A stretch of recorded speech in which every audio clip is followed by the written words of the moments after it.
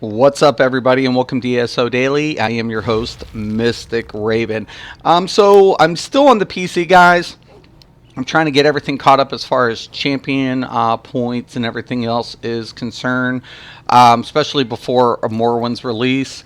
Now, I don't really think that Morrowind, like especially with Battlegrounds, if they're going to have different setups for PvP queues, I'm not really worried about hitting that. I want to try to get around 650. I have like 675, 6 something on my PS4, but on PC here, I'm still like 239 at the moment.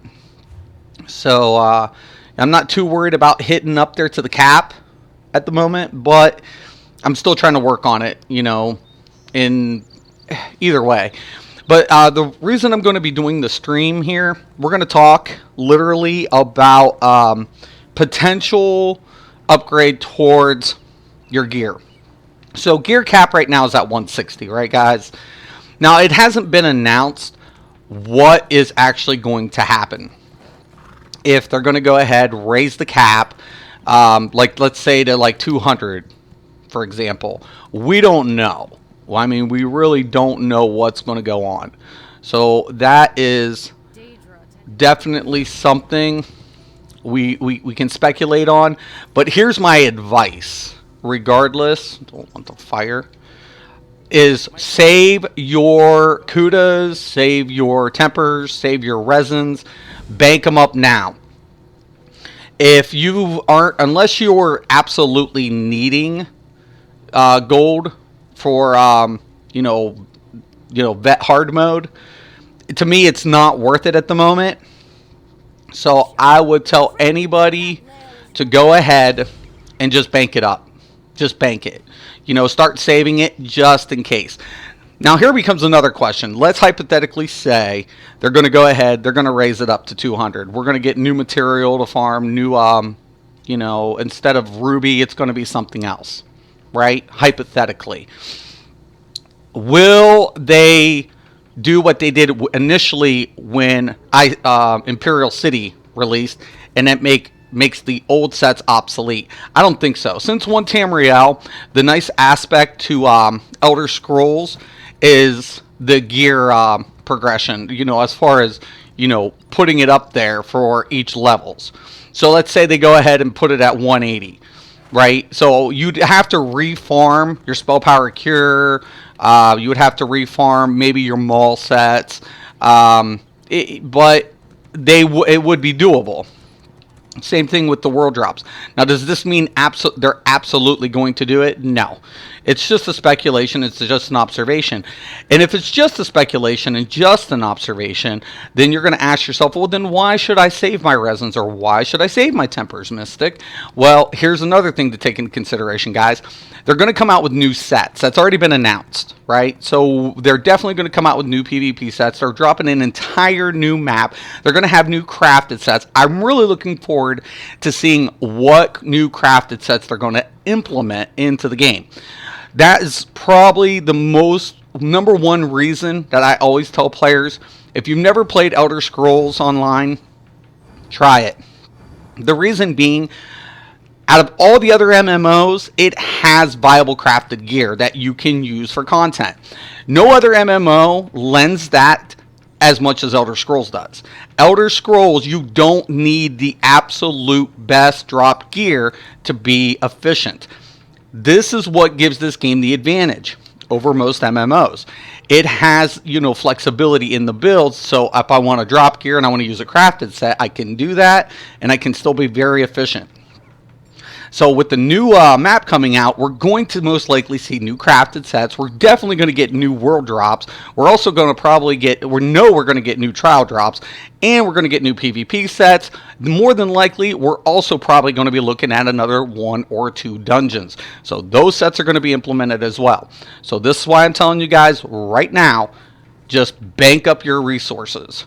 Do it. It's going to be an advantage to you. So because you got 3 months down the line, you have multiple tunes, this is going to give you a very significant jump if they go ahead and up the gear requirements. Even if they don't, and you're obtaining new sets, you have the mats to go ahead and upgrade those when you get them. So that's just my advice, guys. Once again, take it or leave it. But there it is, pretty much said and done. I just wanted to kind of go over this. Like I said, I'm on my PC today. I'm going to be working PC quite more frequently than my PlayStation, because I got 2 slots left on my PlayStation for my Warden when it's released. Now, more than likely, I'm probably going to go ahead and make a healer and a tank out of the Warden. Now, my tank will probably end up going DPS later on, but I'm really looking forward to seeing what the healing Warden build is going to offer. That's something I really pride myself on, is non-meta and showcasing what Elder Scrolls truly is, guys.